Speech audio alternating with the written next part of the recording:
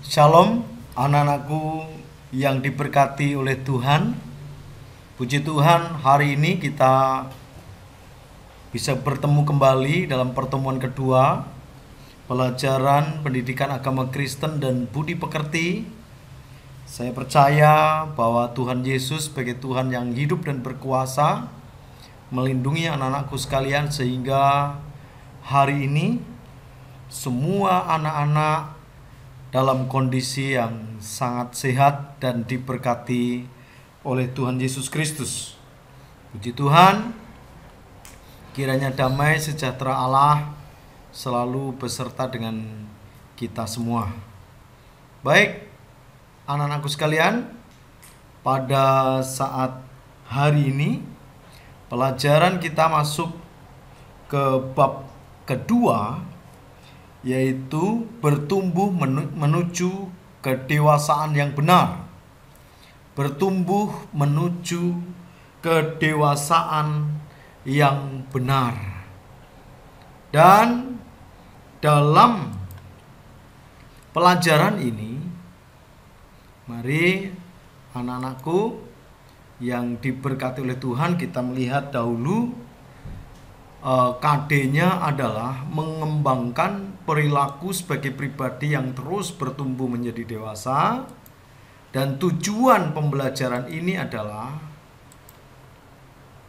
kita melihat apa tujuannya. Peserta didik dapat mengembangkan perilaku sebagai pribadi yang terus bertumbuh dan menjadi dewasa.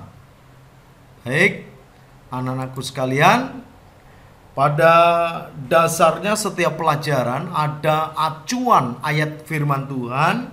Lalu acuan ayat firman Tuhan pada tema ini adalah di dalam kitab Efesus pasal yang ke-11, pasal yang ke-4 ayat yang ke-11 sampai ayat yang ke-15. Anak-anakku sekalian, demikian bunyi firman Tuhan, Efesus 4 ayat yang ke-11. Dan ialah yang memberikan, baik rasul-rasul maupun nabi-nabi, baik pemberita-pemberita Injil maupun gembala-gembala dan pengajar-pengajar. Jadi anak-anakku sekalian, Allah yang memberikan baik rasul-rasul, nabi-nabi, baik pemberita-pemberita Injil maupun pengajar atau gembala-gembala dan pengajar-pengajar. Dan ayat yang ke-12 dikatakan semuanya itu dengan tujuan tentunya. Mengapa Allah memberikan karunia rasul, karunia nabi, karunia pemberita-pemberita Injil, gembala maupun pengajar? Mereka nampaknya berbeda-beda, tetapi ada maksud Tuhan, ada maksud Allah di balik dari panggilan yang berbeda-beda atau karunia yang berbeda-beda. Tujuannya adalah untuk memperlengkapi. Anak-anakku sekalian, coba perhatikan jari di tangan kalian. Di sana ada jempol, ada telunjuk, ada jari manis, kelingking, dan seterusnya. Dan tentunya semuanya adalah mempunyai peran yang berbeda-beda, yang mempunyai fungsi yang berbeda-beda. Tetapi ketika disatukan, jari-jari itu saling memperlengkapi satu dengan yang lain, sehingga memiliki kekuatan yang sangat luar biasa. Anak-anakku yang baik dan diberkati Tuhan, apa yang firman Tuhan katakan di dalam Efesus pasal yang ke-4 ayat yang ke-15, dengan teguh berpegang kepada kebenaran di dalam kasih kita, bertumbuh di dalam segala hal ke arah Dia, Kristus yang adalah kepala. Jadi masing-masing karunia atau perbedaan yang dimiliki atau kelebihan-kelebihan yang dimiliki oleh beberapa orang yang tujuannya adalah untuk saling memperlengkapi, tetapi harus memiliki arah yang satu, yaitu Yesus Kristus yang adalah kepala. Jadi semuanya harus dikerjakan di dalam Yesus Kristus dan untuk kemuliaan Yesus Kristus yang adalah kepala. Ini harus dimengerti supaya anak-anakku sekalian dapat memahami makna daripada firman Tuhan. Proses menjadi dewasa. Ternyata di dalam kedewasaan itu perlu proses, ya. Jadi tidak terjadi dengan sendirinya. Kita melihat ketika kupu-kupu menjadi dewasa, ia bisa terbang, ia bisa ke mana-mana dengan mengepakkan sayapnya. Ia menghinggap kepada bunga yang satu dan kepada bunga yang lain. Ia nampak indah. Tetapi ingat saudara, ingat anak-anak ya, bahwa kupu-kupu menjadi dewasa itu perlu proses. Kalau kita melihat awal dari sejarah kupu-kupu, dari manakah datangnya kupu-kupu? Tentunya saudara atau anak-anakku, bahwa kupu-kupu setelah bertelur, maka telur itu akan menjadi ulat. Dan ulat itu sangat menjijikkan. Ulat itu sangat menjijikkan. Banyak orang yang jijik, banyak orang yang takut dengan ulat. Apalagi ulat berbulu. Itu sangat membuat banyak orang resah dengan adanya ulat. Lalu setelah ulat menjadi dewasa, lalu menjadi kepompong. Dan ingat, kepompong ketika sudah menjadi tua dan akhirnya berubah menjadi kupu-kupu. Dan setelah kupu-kupu menjadi dewasa, terbang ke sini, ke sana, dan kemana-mana. Intinya adalah yang ditunjukkan adalah keindahan. Jadi menjadi dewasa atau bertumbuh secara fisik itu hal yang umum. Tetapi menjadi dewasa yang sesungguhnya adalah itu sebuah pilihan tentunya, ya. Dalam pertumbuhan bukan semata-mata pertumbuhan fisik saja, melainkan kematangan bersikap dan berperilaku dalam menghadapi berbagai persoalan hidup. Orang Kristen yang dewasa tidak mudah disesatkan dengan berbagai ajaran palsu. Jadi orang Kristen yang dewasa tidak mudah disesatkan dengan berbagai-bagai ajaran palsu. Ajaran-ajaran palsu yang seperti apa sebenarnya?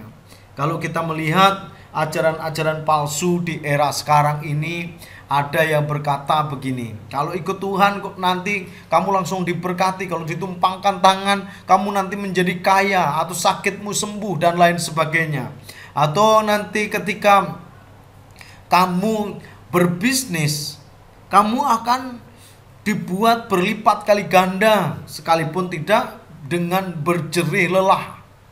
Anak-anakku sekalian yang dikasihi oleh Tuhan Yesus Kristus, kita melihat bahwa kedewasaan itu adalah sebuah pilihan. Oleh karena itu, sikap hidup yang dewasa itu adalah sikap hidup yang siap untuk diproses. Kedewasaan penuh dalam hubungan dengan orang lain. Kita melihat di sini yang pertama adalah kehidupan yang berfokus pada kepentingan orang lain demi kemuliaan Allah. Jadi kedewasaan penuh dalam hubungan dengan orang lain adalah kehidupan yang berfokus bukan pada masalah kita, tetapi berfokus untuk kepentingan orang lain demi kemuliaan Allah. Ini penting sekali untuk dipahami, ya. Hidup rendah hati dan menganggap orang lain lebih utama daripada diri sendiri. Itu sangat penting sekali. Pertama tadi, kedewasaan penuh dalam hubungan dengan orang lain adalah kehidupan yang berfokus pada kepentingan orang lain demi kemuliaan Allah. Lalu yang selanjutnya adalah hidup rendah hati dan menganggap orang lain lebih utama daripada diri sendiri. Selama kita menganggap orang lain tidak ada apa-apanya, maka sesungguhnya kita masih kanak-kanak. Sesungguhnya kita masih belum dewasa. Tetapi ketika kita menganggap orang lain lebih utama, orang lain lebih berharga, orang lain harus kita hargai dan hormati, dan kita hidup dalam kerendahan hati, disitulah sesungguhnya kedewasaan itu. Selanjutnya adalah kita tidak hanya mementingkan kepentingan sendiri, melainkan juga kepentingan orang lain juga. Jadi lihat di gambar ini, ketika kita hanya main air sendiri, maka air itu hanya berbentuk satu bentuk yang kurang menarik. Tetapi ketika dengan berbagai gaya anak-anak ini melepaskan air, melemparkan air, maka menjadi sebuah bentuk yang indah, gambar yang indah, pemandangan yang indah. Oleh karena itu, segala sesuatu yang kita kerjakan dengan bersama-sama tanpa menganggap orang lain rendah, tapi menghargai orang lain, maka akan terjadi sebuah keindahan dalam hidup ini. Yang selanjutnya adalah kita melihat, ya, di sini ada dua bunga. Yang pertama adalah bunga asli. Yang kedua adalah bunga yang palsu. Bunga asli, ketika kita cium baunya, maka berbau harum, berbau khas bau bunga itu. Jadi ada khas bau yang harum yang kita hirup, yang kita cium, sehingga kita bisa katakan, oh ini bunga mawar. Tetapi mawar yang palsu berbeda. Coba ketika kamu mencium bunga palsu, bunga mawar, sekalipun bunga itu sangat bagus, ya, sekalipun bunga itu sangat bagus, maka yang terjadi adalah ketika kamu mencium bunga yang palsu ini, bunga yang palsu ini tidak berbau apa-apa.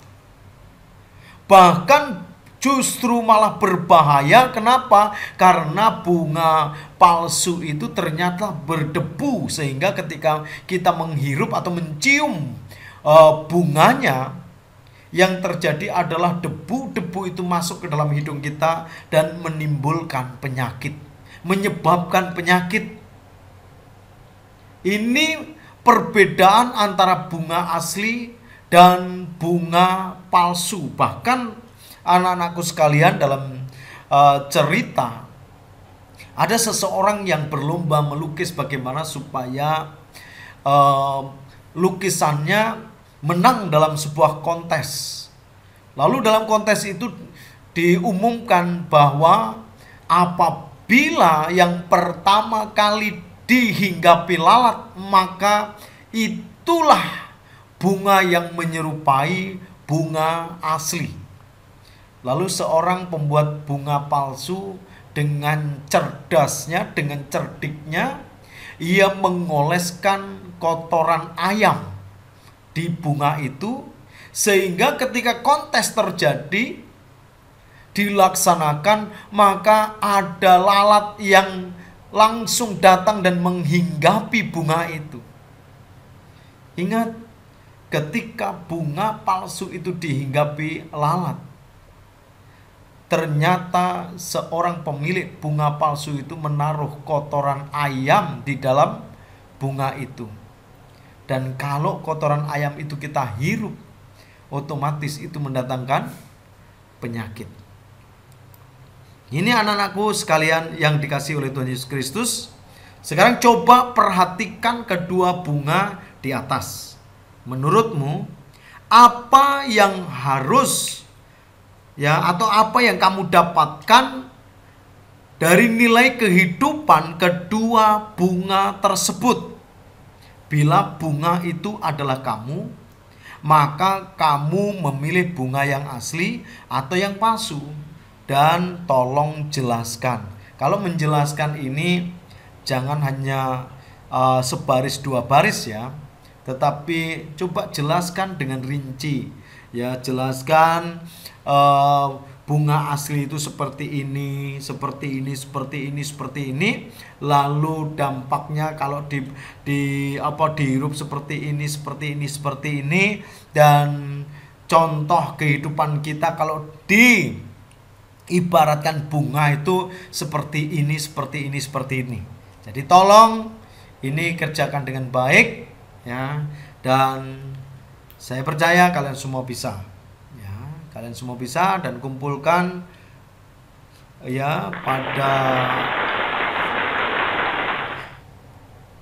WA Bapak, dan Tuhan Yesus kiranya memberkati kita semua. Baik, selamat mengerjakan, Tuhan memberkati.